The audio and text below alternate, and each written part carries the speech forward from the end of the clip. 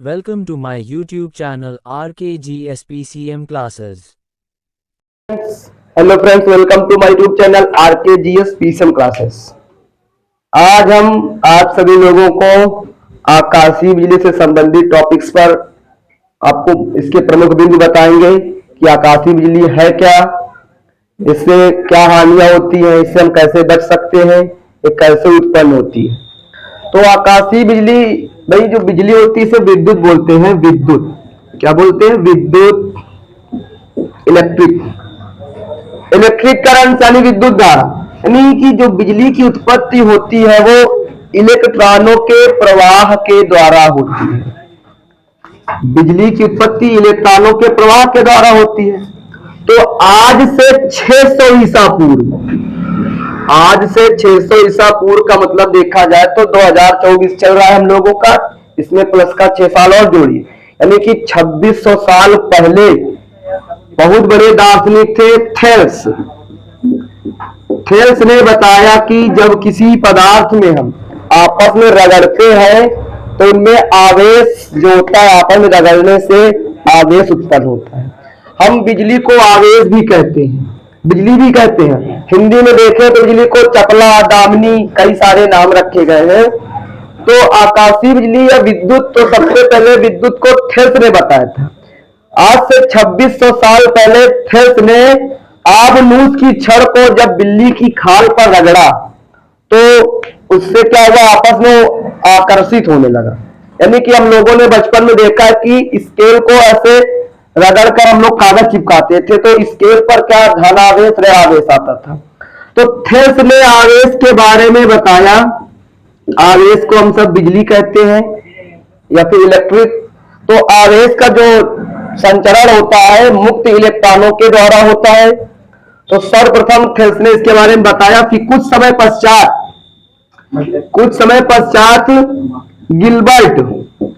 Gilbert scientist ने बताया कि भाई आवेश तो होता है, बिजली होती है, लेकिन उन्होंने बताया बिजली दो प्रकार की होती है, एक पॉजिटिव चार्ज, एक निगेटिव चार्ज, यानी कि प्लस की और एक माइनस की। अब इन्होंने बताया। तो इसके बाद एक साइंटिस्ट है बेंजामिन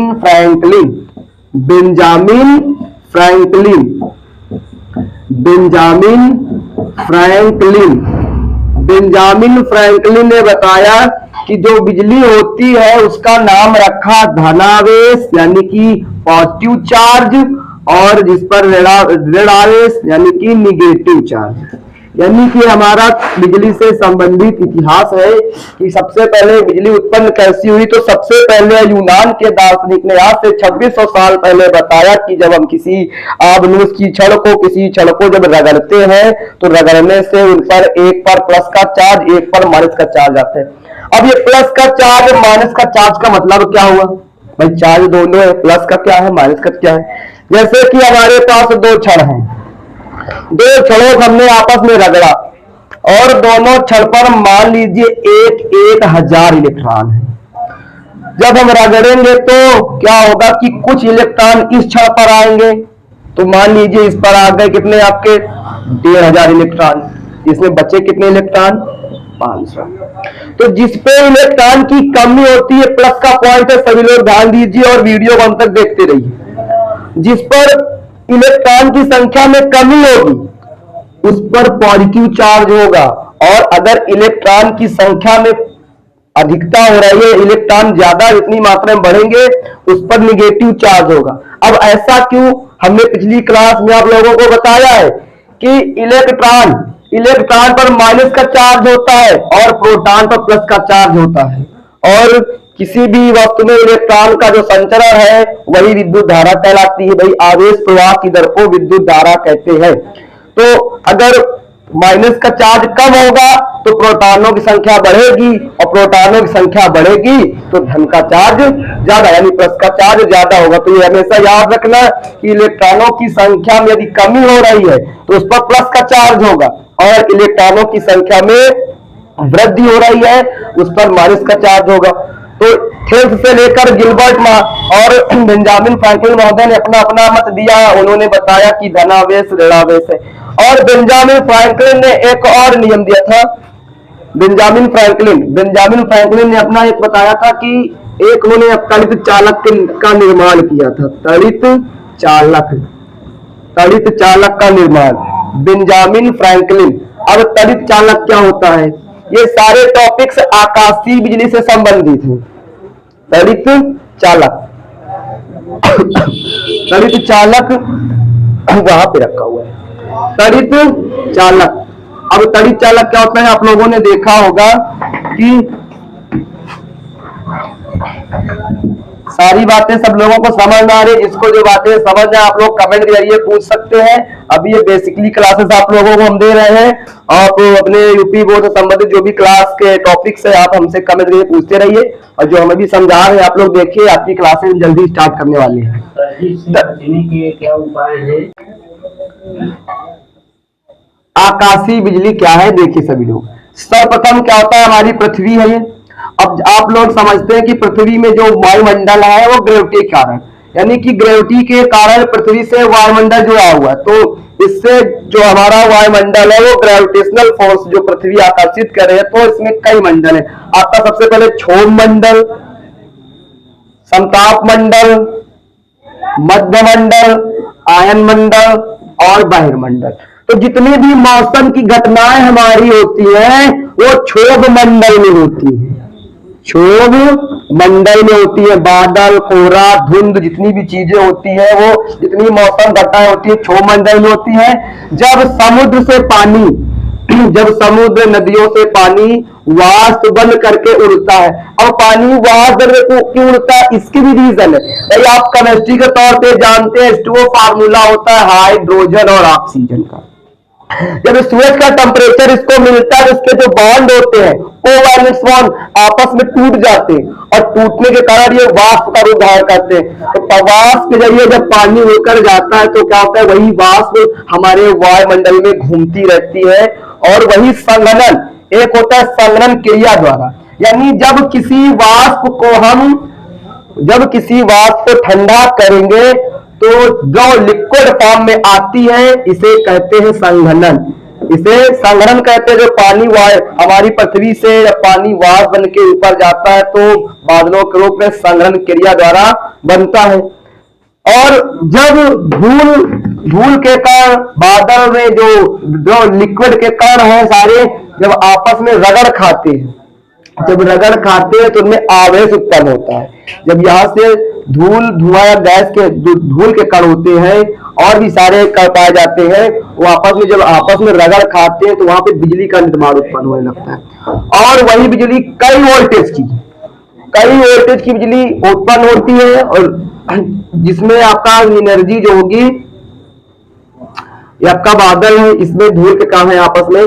तो थेल्स ने सबसे पहले अपना सिद्धांत बताया था कि जब वो रगड़ खाएंगे तो बिजली उत्पन्न होती है।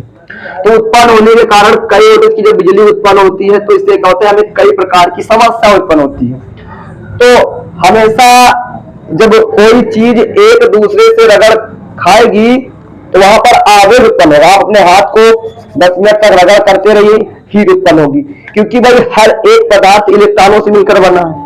तो जब आकाशीय बिजली उत्पन्न होती है तो इससे क्या होता है? कई सारी परेशानियां उत्पन्न होती है भाई, जीव जंतुओं, पेड़ पौधों को नुकसान पहुंचता है। तो इससे हम बच कैसे सकते हैं? इससे बचने के कारण सबसे पहले बेंजामिन फ्रैंकलिन ने अपना एक बनाया था तड़ित चालक। किन्होंने बताया था? बेंजामिन फ्रैंकलिन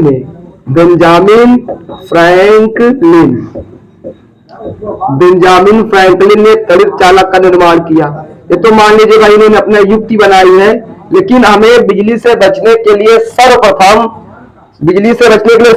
खिड़की और बरामदे के सामने से हमको घर के अंदर रहना चाहिए, ताकि और जितनी भी मोबाइल है और भी इतने भी प्रकार के यंत्र हैं उनका उपयोग नहीं करते। यानी कि मोबाइल से तरंगे क्या होती है, आती जाती है, तो क्या कोई भी डिवाइस अगर किसी इलेक्ट्रिक डिवाइस से कनेक्ट है, अगर कर रहा है, तो उस समय उसको बंद कर देना चाहिए। पहली चीज, किसी भी पेड़ के निकट हमें रुकना नहीं चाहिए, क्योंकि जितने भी जैसे आपका पीपल का पेड़ हो गया, बरगद का पेड़ हो गया, ये सारे जितने पेड़ होते हैं इन पर क्या होता है भाई, इनमें पेड़ों में जो दूध की मात्रा है इनको दुधारू पेड़ बोलते हैं, यानी कि दूध की जो मात्रा इनमें होती अधिक होती है। तो ये इन पर आवेशित होते क्या करते हैं, अट्रैक्ट करते हैं, यानी कि जो बिजली होती है आकाशीय बिजली उसको आकर्षित करते हैं। तो हमें इस तरह के पेड़ों के पास से नहीं गुजरना चाहिए, ना रुकना चाहिए। और आपका कोई भी पाइप है, लोहे की पाइप है या खंबे वगैरह है, उनको टच नहीं करना चाहिए। देखिए जब बिजली आपस में आकाशीय बिजली जब गिरती है या फिर आने के चांसेस होते हैं, तो जितने भी डिवाइस है, जब भी बल्ब वगैरह होते हैं वो अचानक से जलने भी लगते हैं, तो क्योंकि इसका प्रभाव उन पर पड़ता है। इसलिए जितनी भी चीजें हैं, पंखा, कूलर, मोबाइल, जितनी भी चीजें डिजिटल है वो सब चीजों को हमें बंद कर देना चाहिए, ये सबसे बड़ी बात होती है। और आकाशीय बिजली जब बादल छाए रहे, बिजली कड़क हो, जब बिजली बादल गरजते हो, उस समय हमें बड़ी बड़ी बिल्डिंगों में जो लिफ्ट वगैरह होती है वहां पे चढ़ना नहीं चाहिए, क्योंकि इसमें क्या होता है कि आपकी जान को खतरा हो सकता है। और इसमें बेंजामिन फ्रैंकलिन ने अपने कई चांसेस, अपने एक जो आविष्कार किया, परिचालक का जो निर्माण किया है, उसके जरिए हम बच सकते हैं। जैसे कि मान लीजिए कोई कारखाना, कोई बिल्डिंग है, कोई इमारत है या फिर कोई चिमनी वगैरह, भट्टियां वगैरह होती है, वहां पे क्या होता है कि जैसे कि मान लीजिए आपकी चिमनी है, इस पर लगा देते हैं, त्रिशूल का बना हुआ रहता है और इसको तार के जरिए जमीन से कनेक्ट करते हैं। जब बिजली इस पर गिरती है, बिजली मान लीजिए यहाँ पर काम करने वाले मजदूर वगैरह सब लोग हैं, तो जब आकाशीय बिजली इस पर गिरती कोशिश करती है, तो क्या करता है कि आकाशीय बिजली को आकर्षित कर लेता है और आकर्षित करने के साथ तार के माध्यम से बिजली हमारी पृथ्वी में अब्जॉर्ब हो जाती है। क्यों? क्योंकि भाई हमारी जो पृथ्वी की धारिता जो होती है, कैपेसिटेंस जो पृथ्वी की होती है बहुत ज्यादा होती है, ठीक। तो पृथ्वी का गति किसी भी प्रकार को ग्रहण, किसी प्रकार के आवेश को कितना भी हो, सबको ग्रहण करने की इसके अंदर क्षमता होती है। और भी कई सारी चीजें हैं, तो इसलिए हमें आकाशीय बिजली से बचने के लिए सबसे पहले हमको घर से बाहर नहीं निकलना है, ना किसी पेड़ के नीचे रुकना है, और ना ही मुझे डिजिटल, आप लोगों को डिजिटल चीजों का उपयोग करना है। कट कर